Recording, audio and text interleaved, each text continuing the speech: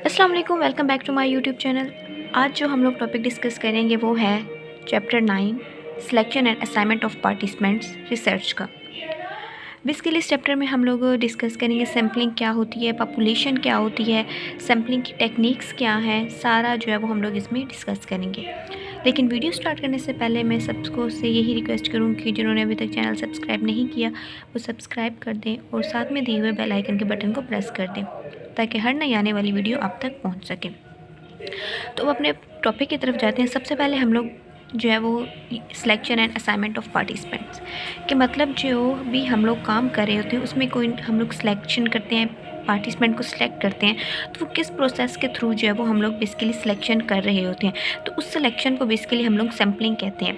अब सैम्पलिंग होती क्या है कि एक सैम्पल, जैसे फॉर एग्जांपल हम लोग कोई भी काम करते हैं तो हम लोग कहते हैं एक सैम्पल दिखा दें, मतलब कि एक सैम्पल हम देख लेते हैं और उसकी बेस पे जो हम डिसीजन बनाते हैं। तो हम इसमें भी यही कहते हैं कि हमारे पास पूरी पॉपुलेशन होती है, ठीक है, उस पॉपुलेशन में से हम थोड़ी सी कैटेगरी एक ग्रुप बना लेते हैं और अब उस ग्रुप को जो है वो हम लोग सैम्पल कह देते हैं। तो उसको बेसिकली क्या कहते हैं, सैम्पलिंग कहते हैं कि एक इंटायर पॉपुलेशन में मतलब 36 स्टूडेंट्स की एक पॉपुलेशन है, उसमें से हम लोग जो है 4 स्टूडेंट्स को जो है वो एज अ सैम्पल के तौर पे जो है वो हम लोग उठा लेते हैं, ठीक है। फॉर एग्जांपल हम लोग ऐसे भी डिस्कस कर सकते हैं कि एक जो है वो डीपीटी का डिपार्टमेंट है, ठीक है, तो और एक बायोकेमिस्ट्री का डिपार्टमेंट है और एक हमारे पास एमएलटी का डिपार्टमेंट है। अब हर डिपार्टमेंट में से जो है वो हम लोग 4 स्टूडेंट्स को ले लेते हैं ताकि हर वो जो 4 स्टूडेंट्स हैं वो अपने डिपार्टमेंट को जो है वो एज अ सैम्पली रिप्रेजेंट कर सकें। तो बेसिकली ये हमारे पास जो है वो सैम्पल होता है। तो सैम्पल हमारे पास क्या होता है कि ये एक ऐसा प्रोसेस है इन विच अ सब group of participant is selected for study from a large group of potential participants. तो बेसिकली हमारे पास क्या है, ये होती है सैम्पलिंग होती है, ठीक है। अब दूसरी हमारे पास चीज़ क्या होती है कि सैम्पलिंग की हमारे पास जो है ना वो बेसिकली 2 तरह की टाइप्स होती हैं, ठीक है। सैम्पलिंग की हमारे पास क्या होती हैं, टाइप्स होती हैं 2 तरह की, ठीक है।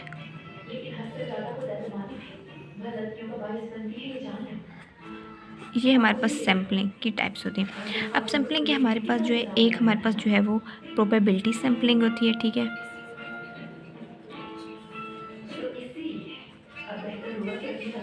एक प्रोबेबिलिटी होती है और दूसरी हमारे पास जो है वो नॉन प्रोबेबिलिटी सैम्पलिंग टेक्निक हमारे पास जो है वो बेसिकली होती है, ठीक है।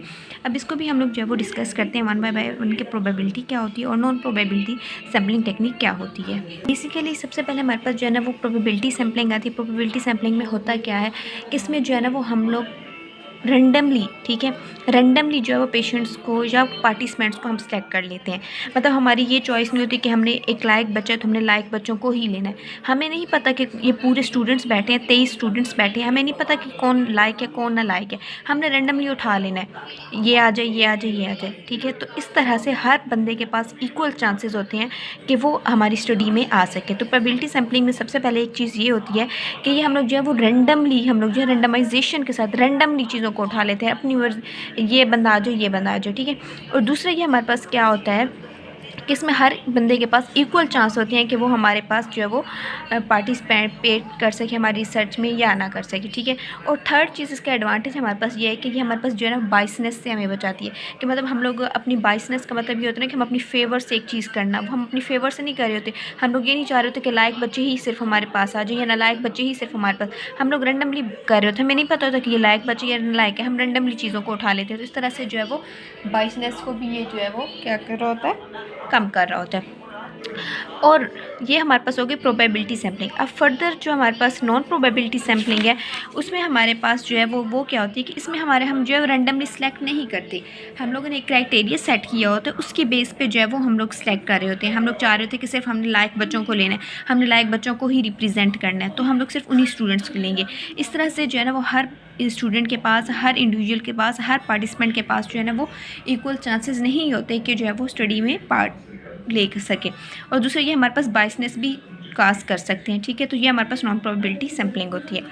अब हम फर्दर जो है वो हम लोग इसकी जो है वो टाइप्स को डिस्कस करते हैं। तो प्रोबेबिलिटी की फर्दर हमारे पास जो है ना वो टाइप्स हैं, सिंपल रैंडम सैम्पलिंग, ठीक है, सिस्टमेटिक सैम्पलिंग, स्ट्रेटिफाइड सैम्पलिंग, ठीक है, और एक हमारे पास जो है ना वो क्लस्टर सैम्पलिंग। ये हमारे पास 4 जो टाइप्स हैं ये हमारे पास जो है ये प्रोबेबिलिटी सैम्पलिंग की हैं। अब जो हमारे पास सिंपल रैंडम सैम्पलिंग में क्या होता है कि इसमें हम लोग जो है ना वो हर इंडिविजुअल के पास जो है ना वो इक्वल चांस होता है, ठीक है, कि वो हमारे जो है वो स्टडी में सिलेक्ट हो जाए। मतलब कोई से भी जो है वो हम लोग इंडिविजुअल्स ले लेते हैं रैंडमली, ये रैंडमली जो हमारे पास अवेलेबल होते हैं उनमें रैंडमली जो है वो हम लोग सेलेक्ट कर लेते हैं, ठीक है। ये हमारे पास सिंपल सैम्पलिंग होगी कि रैंडमली जो है वो हम लोगों ने जो है वो सिलेक्ट कर लिया, ठीक है।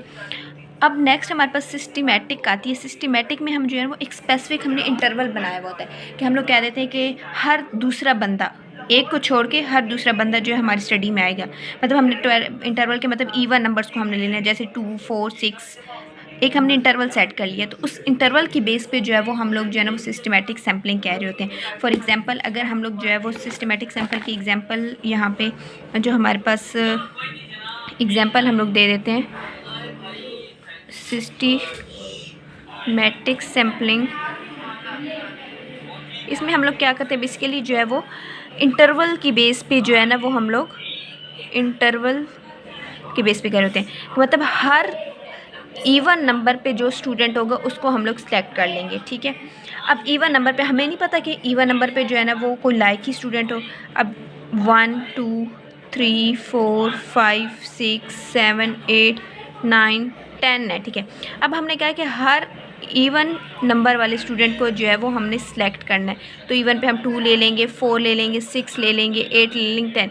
मतलब एक हमने इंटरवल सेट किया, तो हमने इंटरवल की बेस पे जो है ना वो हम लोगों ने सेलेक्ट कर लिया है। तो ये चीज़ हमारे पास आती है सिस्टमेटिक सैम्पलिंग में, ठीक हो गया। नेक्स्ट हमारे पास आती है स्ट्रेटिफाइड सैम्पलिंग। अब बेसिकली स्ट्रेटिफाइड सैम्पलिंग में हमारे पास क्या होता है कि जो हमारे सब ग्रुप्स होते हैं ना वो इतने होने चाहिए कि वो हमारे सैंपल को जो है ना वो रिप्रेजेंट कर रहे हों, ठीक है। कि फॉर एग्जांपल हम लोगों ने कहा कि हम लोग जो है ना वो एक ऐसी पॉपुलेशन लेनी है जिसने जो है ना वो टोटल नी आर्थोप्लास्टी पे जो है हम लोगों ने स्टडी की है और हम लोगों ने इतने हॉस्पिटल्स से लेना है, ठीक है। अब हम लोगों ने ऐसी कोशिश करनी है कि हमने ऐसे हॉस्पिटल्स को जो है वो अपनी स्टडी में लेना है जिनमें जो है ना वो ऐसे पेशेंट्स हों, ठीक है। तो इस तरह से जो है वो हम लोगों ने अपना डाटा कलेक्ट करना है। तो यहाँ पे कहने का मकसद ये है कि हम लोगों ने जो है ना स्ट्रेटिफाइड का सैम्पलिंग का जो है इसमें ये होता है कि मतलब कि हम लोगों ने जो है ना वो डाटा लेना है जो टोटल आर्थोप्लास्टी। अब हमने 8 हॉस्पिटल सेलेक्ट किए हैं। अब हम लोगों ने हर हॉस्पिटल से जो है ना वो एक एक सैंपल लेना है, ठीक है, ताकि जो है वो हम लोग इस चीज़ की जो है वो हमारे पास रीज़न हो, विटनेस हो कि हमने हर जो है वो हॉस्पिटल से जो है वो अपना डाटा लिया है। तो ये इस तरह से जो है वो स्ट्रेटिफाइड सैम्पलिंग होती है। इसके बाद हमारे पास जो लास्ट वन जो है वो क्लस्टर सैम्पलिंग होती है। क्लस्टर सैम्पलिंग में बेसिकली हमारे पास क्या होता है कि हमारे पास स्मॉल स्केल स्टडी होती है जिसमें जो है वो हम लोग जो है वो इंडिविजुअल्स को जो है वो सिलेक्ट कर लेते हैं, ठीक है। कि मतलब पहले हम लोग कहते हैं कि हम लोगों ने इस कंट्री से लेना है, इस कंट्री की इस सिटी से लेना है, इस सिटी की इस हॉस्पिटल से लेना है और इस हॉस्पिटल के इस जो है ना वो हमने स्टेट से लेना है, ठीक है। तो वो हम लोग बेसिकली जो है वो इस चीज़ को कर रहे होते हैं। अब सपोज़ हमने कैसे हमने इसमें करना होता है कि एक हमारे वर्ल्ड वाइड कोई हमारे पास डिजीज़ है, ठीक है, हमने टोटली आर्थोप्लास्टी ही ले लेते हैं, ठीक है। हमने प्रोविजन स्पेसिफाई कर दी, ठीक है, फिर उसके बाद डिस्ट्रिक्ट कर दिया, फिर रीजन को हमने स्पेसिफाई किया, फिर रीजन में से एरिया को, फिर हॉस्पिटल को, और फिर जो है वो हम लोग रेंडमली सिलेक्ट करने के मतलब एक स्मॉल स्केल स्टडी हमने बना दी। एक स्मॉल लेवल पे जाके जो है वो हमने इंडिविजुअल्स को जो है वो किया, ठीक हो गया। अब नेक्स्ट हमारे पास जो है ना वो नॉन प्रोबेबिलिटी सैम्पलिंग। ये पहले बता दिए कि इसमें हम लोग जो है वो रैंडमली पेशेंट को सिलेक्ट नहीं कर रहे होते, लेकिन हम इसको टाइप्स को यहाँ पे डिस्कस करते हैं। सबसे पहले हमारे पास जो इसमें कन्वीनियंस सैम्पलिंग होती है। कन्वीनियंस सैम्पलिंग में क्या होता है कि इसमें हमारे पास जो ईजिली टू अवेलेबल हमारे पास पार्टिसिपेंट्स होते हैं ना, हम लोग उनको ले रहे होते हैं, ठीक है, और उनसे हम लोग जो है वो डाटा कलेक्ट कर लेते हैं कि मतलब अब कोई मैंने पॉपुलेशन शेफ़ लिया है, ठीक है, शेफ़ लिया है, ये हम मेरे लिए इजी पॉपुलेशन है, तो इसी वजह से जो है वो मैंने यहाँ से इस एरिया के शेफ़्स को जो है मैंने अपनी स्टडी में ले लिया। तो जो हमारे पास रेडीली अवेलेबल पार्टिसिपेंट्स होते हैं ना उनको हम अपनी स्टडी में लेते हैं, ठीक है। नेक्स्ट हमारे पास जो है ना वो स्नोबॉल सैम्पलिंग आती है। स्नोबॉल सैम्पलिंग में क्या होता है कि एक सैंपल हमारे पास आया और उसी के थ्रू फर्दर जो है वो हम लोगों ने अपना जो है ना वो सैंपल कंप्लीट किया। सपोज़ कि मतलब हमारे पास एक पेशेंट आया बैकबोन का, ठीक है, हमने उससे इंटरव्यू किया। हमने उससे कहा कि अगर कोई आप उस पेशेंट को जानते हो जिनको बैकबोन का मसला है तो उनको हमारे पास भेजिए। तो इस तरह से हम अपनी चेन के थ्रू जो है वो हम लोग काम कर रहे होते हैं, ठीक है। तो हम लोग जो है ना वो इसमें जो है वो क्लस्टर मतलब एक चेन चल रही होती है हमारे पास, हम लोग ये कहते हैं कि अपने पर्सनल कॉन्टैक्ट्स में उन पेशेंट्स को कहते हैं कि अगर कोई बैक पेन का पेशेंट है तो वो हमसे कॉन्टैक्ट करे। तो इस तरह से ये जो हमारे पास होती है पर्पसिव सैम्पलिंग में क्या होती है कि इसमें भी ये भी हमारे पास, इसके हमारे पास एक जो है ना होती ये भी ऐसे ही है जैसे कन्वीनियंट सैम्पलिंग है, लेकिन इसमें हमारे पास क्या होती है कि हमारी रीज़न होती है कि हम इस पेशेंट को जो है वो हम लोग इन पार्टिसिपेंट्स को जो है वो हम लोगों ने सिलेक्ट करना है स्पेसिफिक रीज़न की बेस पे, ठीक है। कि मतलब जो हम लोग कहते हैं कि एक जो है ना वो हम लोगों ने 40 ईयर्स के पेशेंट्स को ही सिलेक्ट करना है, तो हम सिर्फ जो 40 ईयर एज पेशेंट्स होंगे उनको ही सिलेक्ट करेंगे अपनी टेक्निक के अंदर, ठीक हो गया। नेक्स्ट हमारे पास, लेकिन ये हमारे पास जो है ना ये टाइम कंज्यूमिंग है और ये हैंड पिक जो है, क्योंकि हमारे पास ये एक स्पेसिफिक रीज़न आ जाती है तो इस वजह से भी ये जो है वो टाइम कंज्यूमिंग हमारे पास जो बेसिकली है ये स्टडी हमारी हो जाती है। तो बेसिकली ये हमारे पास थी नॉन प्रोबेबिलिटी की टाइप्स, जिसमें सबसे पहले कन्वीनियंट थी कि मतलब जो हमारे इजीली अवेलेबल पार्टिसिपेंट्स होंगे हम लोग उनको जो है वो सिलेक्ट कर लेंगे। और स्नोबॉल में क्या होता है कि हमारी एक चेन चली होती है, जिस तरह एक स्नो बॉल होती है ना वो ऐसे ऐसे जैसे एक स्नो बॉल होती है वो घूमती घूमती जितनी घूमती जाती है एक लार्ज बनता जाता है। सेम दी वे इस तरह से हमारे पास जो है स्नो बॉल होती है कि मतलब इस तरह से जितना ज़्यादा हम जो है वो इंटरव्यू करेंगे इतनी ज़्यादा हमारी जो है ना वो एक हमारी सैंपल हमें कलेक्ट मिलेगा, ठीक है। और इसके अलावा पर्पसिव का यह है कि हमने एक अपनी रीज़न एक स्पेसिफिक करैक्टरिस्टिक रखी होती है कि इन पेशेंट्स को जो है वो हम लोगों ने जो है वो सिलेक्ट करना है, ठीक हो गया। ये हमारे पास थी नॉन प्रोबेबिलिटी की, और प्रोबेबिलिटी की जो है वो पहले मैंने बता दी ये सारी चीज़ें।